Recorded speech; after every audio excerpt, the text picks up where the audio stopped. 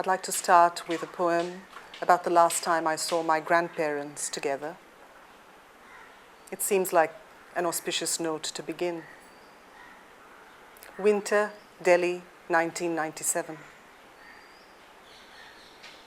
My grandparents, in January, on a garden swing, discuss old friends from Rangoon, chrysanthemums, the parliamentary session, an electricity bill. In the shadows, I eavesdrop, eighth grandchild, peripheral, half forgotten, enveloped carelessly by the great winter shawl of their affection. Our dissensions are ceremonial. I growl obligingly when he speaks of a Hindu nation. He waves a dismissive hand when I threaten romance with a Pakistani cricketer. But there is more that connects us than speech flavored with the tartness of old curd that links me fleetingly to her, and a blurry outline of nose that links me to him. And there is more that connects us than their daughter who birthed me. I ask for no more. Irreplaceable, I belong here like I never will again. My credentials never in question. My tertiary nook in a gnarled family tree, non-negotiable. And we both know they will never need me as much as I, them. The inequality is comforting.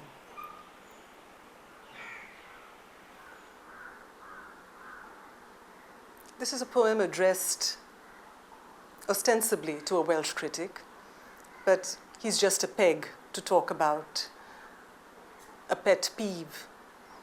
This is really a poem addressed to all those voices that are constantly telling us how to belong, how to be post-colonial, how to be South Asian, how to be modern, how to be contemporary, how to be Hindu, how to be woman.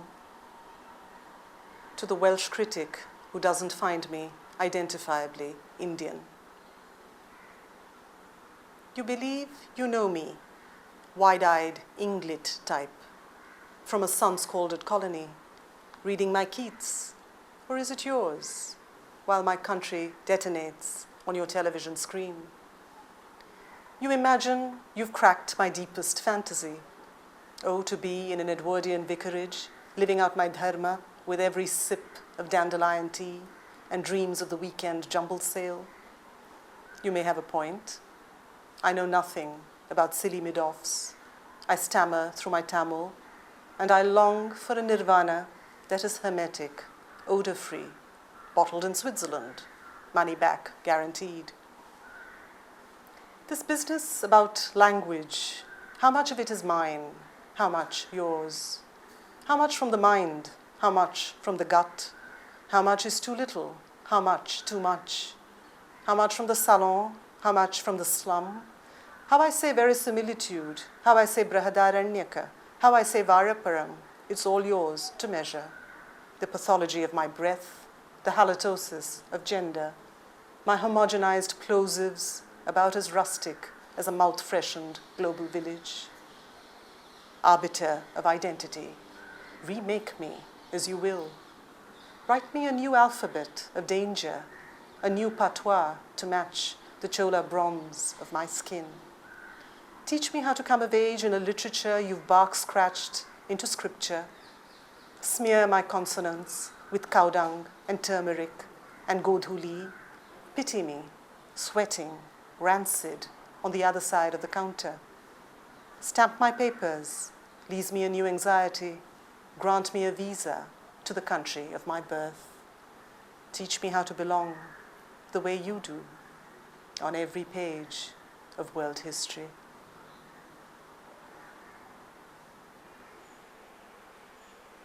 Prayer.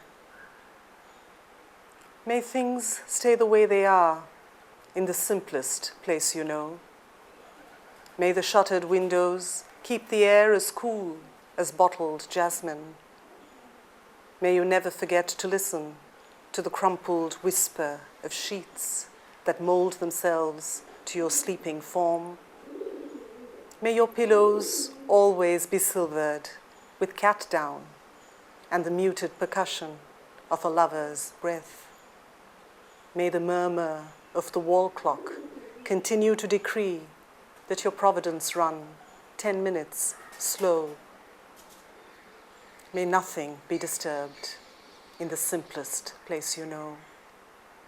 For it is here, in the fetal hush, that blueprints dissolve and poems begin, and faith spreads like the hum of crickets.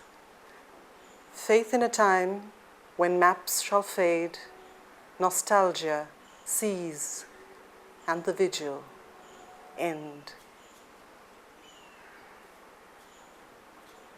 I'm not sure whether it's because I live in a subcontinent that's constantly being reminded of its centuries-old history, but there are times when I've wanted a sense of belonging that doesn't seem weighted by the past. Home. Give me a home that isn't mine, where I can slip in and out of rooms without a trace, never worrying about the plumbing, the color of the curtains, the cacophony of books by the bedside. A home that I can wear lightly, where the rooms aren't clogged with yesterday's conversations, where the self doesn't bloat to fill in the crevices. A home, like this body, so alien when I try to belong, so hospitable when I decide I'm just visiting.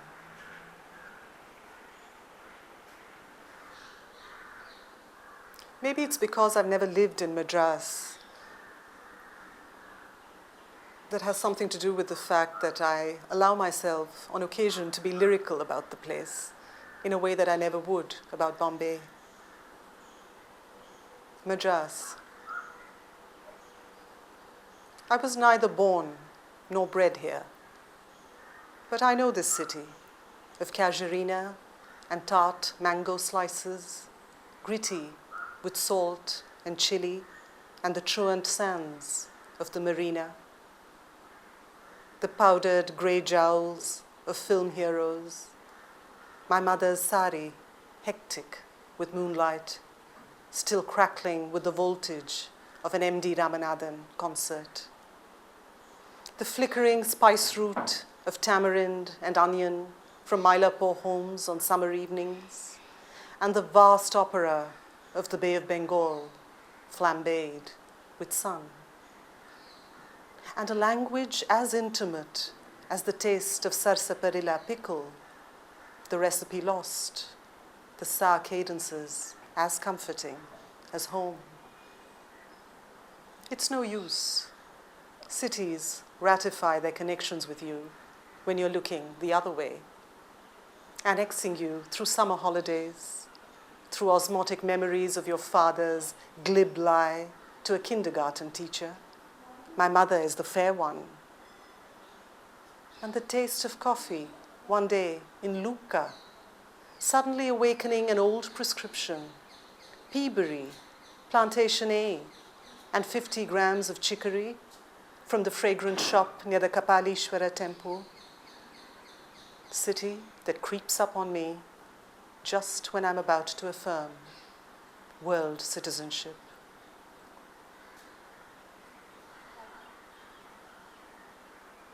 When I moved from South Bombay to the northern part of the city, I encountered this entire new subculture that I never knew existed.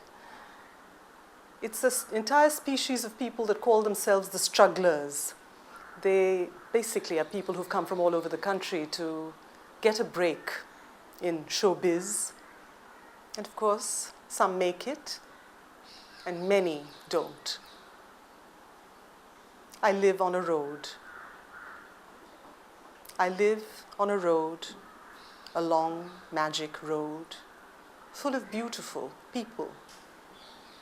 The women cultivate long mocha legs, and the men sculpt their torsos right down to the designer curlicue of hair under each arm. The lure is the same, to confront self with self in this ancient city of mirrors that can bloat you into a center spread, dismantle you into eyes, hair, teeth, butt, shrink you into a commercial break, explode you into 70 mm immortality. But life on this road is about waiting, about prayer outside the shrines of red-eyed producers, about PG digs waiting to balloon into penthouses, auto rickshaws into Ferraris, mice into chauffeurs, blessed by an epidemic of desperate hope. At any moment, my road might beanstalk to heaven.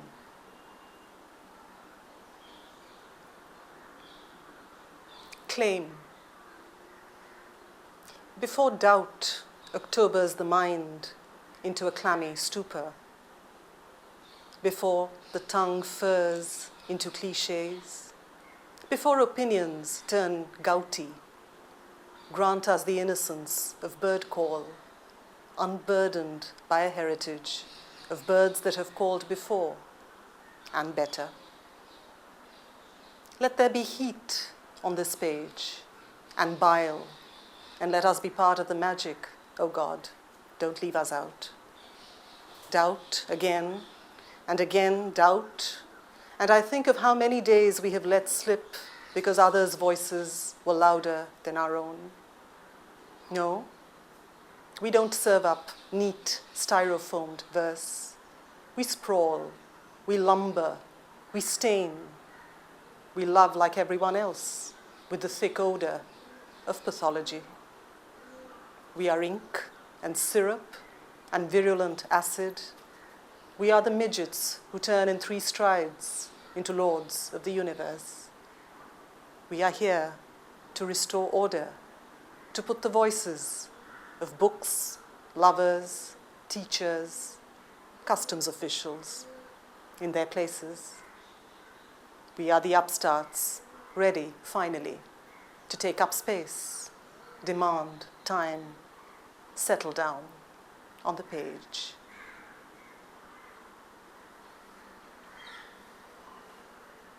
Recycled. When I was in the UK for the very first time, I think it was in 2003, a question that I was often asked by people I met is, how does it feel to be here? And my response was constantly, familiar, terribly familiar. Recycled. Driving through the Trossachs, I see the picture that I drew as a 5-year-old in Bombay.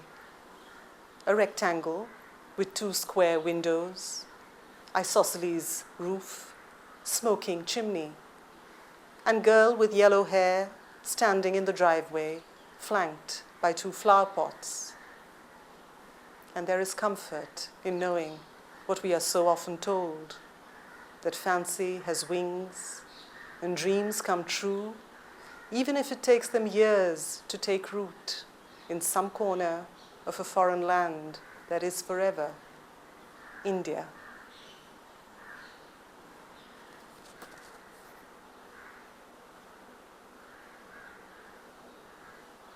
Confession. It's a bomb blast in Bombay. Neil, you're here at the right time. Well, it's an explosive confession. Okay. Confession. It's taken time to realize no one survives, not even the ordinary. Time to own up then to blue throat and gallbladder extraordinaire, to rages pristine and guilt unsmeared by mediocrity, to separation traumas subcontinental and griefs that dare to be primordial. Time to iron out a face corrugated by perennial hope.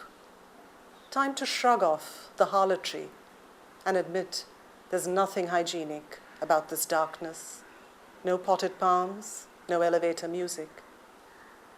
I erupt from pillars, half lion, half woman. The floor space index I demand is nothing short of epic. I still wait sometimes for a flicker of revelation, but for the most part, I'm unbribable. When I open the coffee percolator, the roof flies off.